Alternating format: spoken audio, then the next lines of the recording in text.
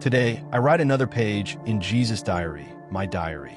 It wasn't the scream that broke me. It wasn't the sound of the crowd rising like a wave or the fists clenched with fury. It wasn't the chants of "Crucify Him" echoing off the walls of stone and heart alike. What broke me was the silence before the storm, that fragile moment, suspended between breath and betrayal, where time seemed to beg for one more heartbeat, one more look, one more word. He came closer, not to escape, not to plead, but to see me, and I didn't know how to stand. I didn't know what to say. My soul was trembling, not from fear of what they would do, but from the weight of what I had not done. I didn't protect him. I didn't speak. I didn't even reach for him. He stopped just before the crowd pulled him away. The world was about to erupt, but he found stillness. In the middle of chaos, he looked me in the eyes. And in that single look, he said more than 1,000 sermons ever could. I'll never forget it. Not because it condemned me, but because it saw me. Because even with blood on his face and thorns pressing into his skin, his heart chose to see mine. And in the space of a breath, he whispered something that didn't come from pain or fear or judgment. It came from love. The kind of love that breaks chains in silence. The kind of love that forgives before the sin is committed. The kind of love that looks at you knowing everything and stays. This is the moment that no one wrote about. The moment before the noise, before the sentence, before the cross. But I remember, and I will never be the same. If this moment spoke to something hidden in you, if you've ever wished someone would look past your silence and still choose you, leave your light not as a gesture, but as a whisper that says, I felt that too. The air was thick, not just with dust, but with something heavier, like silence holding its breath. The sky was a strange color that morning, neither gray nor blue, as if it too was uncertain of what the day would become. The sun was out, but it didn't warm. Its light stretched across stone and shoulder, but no one seemed to feel it. Jerusalem was alive with movement, sandals on stone, murmurs in narrow streets, the distant creak of wooden gates opening too early. And yet, inside him, stillness. Jesus walked ahead, surrounded by many but accompanied by none. Every footstep echoed like a heartbeat too loud. His robe moved gently in the morning wind, brushing the dust of a world that was about to break him. The crowd had not yet gathered. The sentence had not yet been shouted, but something had already shifted in the air. People passed by him, not knowing they were brushing shoulders with eternity. Some offered glances of fear, others of confusion. Some avoided looking at him altogether. But he kept walking. His face was marked by something deeper than sorrow, something closer to surrender. Not defeat, not doubt, just the quiet, holy ache of someone who has seen the end and chosen it anyway. And still, he searched. His eyes scanned the crowd, not for escape, but for someone. A friend, a brother, a soul who might still understand. And that's when he saw me. I wasn't ready for it. I wasn't worthy of it. But he saw me. The morning air carried the scent of olives crushed underfoot and smoke from distant kitchens. But I couldn't smell anything. My chest was too tight, my heart too loud, because I knew, before the crowd could shout, before the world could condemn, he had already whispered something to me in silence. And that silence is what I'll never forget. He wasn't part of the crowd. He wasn't shouting. He wasn't holding a stone. He was just watching. Hidden in the shadows of a narrow passage, his hands trembled, not from cold, but from everything he wasn't saying. I had seen him before. We had shared bread, shared silence, shared secrets only the soul dares to speak. And yet now, he couldn't step forward. He couldn't look me in the eye. But I looked at him. Peter. His name trembled in my spirit before it reached my lips. Not in anger, not in sorrow, just in truth. He wasn't the only one struggling to stay close that day. The city was full of eyes pretending not to see me, of hearts too scared to break with me. But Peter was different. His loyalty was loud, his love desperate. But love is not measured by volume. It's measured in what you do when no one is watching. And in that moment, he wasn't watching me. He was watching himself, falling apart in the reflection of my silence. I wanted to reach for him. I wanted to say, I understand. Because I did.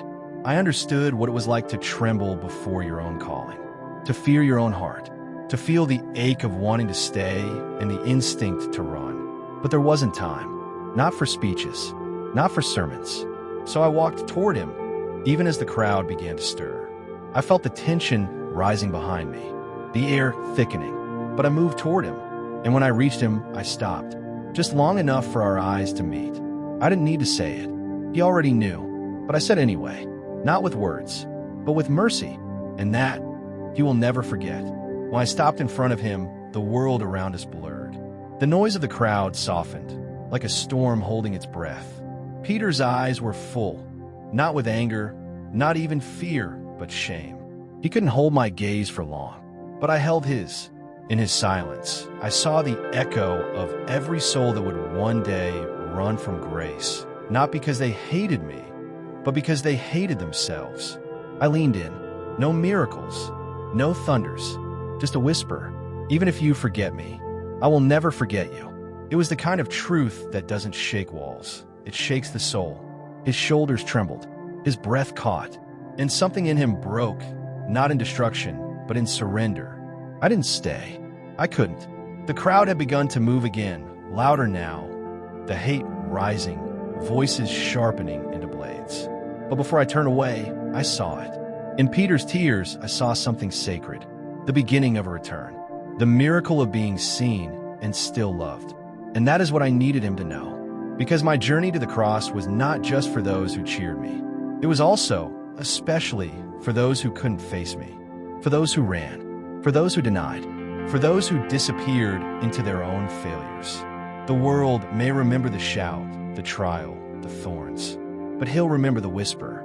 That whisper lives in every moment your heart wonders if it's too late to come back. It's not. And if this page of my diary stirred something deep in you, let it speak. Let it breathe. Let it bring you closer. Subscribe, not just to this journey, but to the voice that still whispers. Even when you forget me, I remember you. There are more pages waiting, written in tears, written in light, written for you. That day, I learned something that wasn't written in any scroll. It didn't come through parables or visions. It came through eyes, Peter's eyes, trembling beneath the weight of his silence. I always knew he would fall. I knew the denial would come before the rooster sang. But what I didn't expect was how much love I would feel in that moment. Not pity, not disappointment, love, because there in front of me stood not a failure, but a mirror.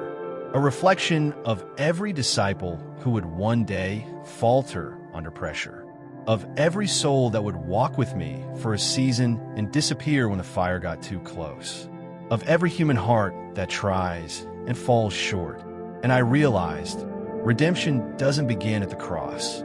It begins at the moment of recognition, at the moment where the shame rises in the throat but is met not with condemnation, but compassion. The world teaches justice by weight, by punishment, by deserving. But heaven writes it differently. Heaven restores by remembrance, not of sin, but of identity. Peter forgot who he was, but I didn't. And that is the lesson I carry. One I pray echoes through every heart that ever felt too broken to be held again. I didn't come to be remembered in triumph. I came to be remembered in tears, in cracks, in denials, in the moment when you feel least worthy. That's where my voice speaks clearest. I came for the ones who try and fail, and I stayed for the ones who think their failure disqualified them from love. Because grace begins where certainty ends, and forgiveness is strongest where silence used to live. He walked away that night with shoulders hunched and eyes dim, but I never saw him the same again. Not because he changed in that moment, but because I did. I stopped seeing weakness as betrayal and started seeing it as a cry that needs to be held, not fixed, a cry that needs to be remembered, not erased. Before the crowd screamed, "Crucify him," before the soldiers raised their weapons, before the sun turned its face from the earth, there was a whisper. Just one, between a teacher and a friend, between eternity and a soul on the edge. He told me something I'll never forget, not with words, but with presence. It was in his eyes, in the way he didn't flinch, in the way he saw all my shame and stayed. And that moment etched itself into me. because it taught me that sometimes the most powerful message doesn't need volume. It just needs someone who refuses to walk away. So tonight, as I write this, I don't remember the pain or the crowd or the noise. I remember the stillness, the unshaken grace, and the warmth of being seen, even in my worst moment. And if you, too, have ever felt like turning your face away, if you've ever stood in the place of Peter with trembling lips and a heart too full of regret to speak, know this. You are not alone in your silence. You are still loved in your denial. And maybe the voice you've been afraid to hear is still whispering your name. I said nothing. I simply let that moment become a word. In my Jesus diary, now I ask you, when did you last feel truly seen? And what would you do if love looked at you and didn't look away? If this page from my Jesus diary stirred something deep within you, don't keep it to yourself. Someone you know may be standing in the same silence I once saw in his eyes, unsure, trembling, wondering if love still remembers them. Share this video with them. Let whisper what the world forgets.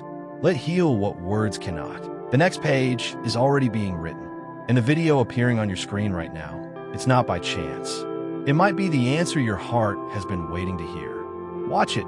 Let's speak. Let's stay.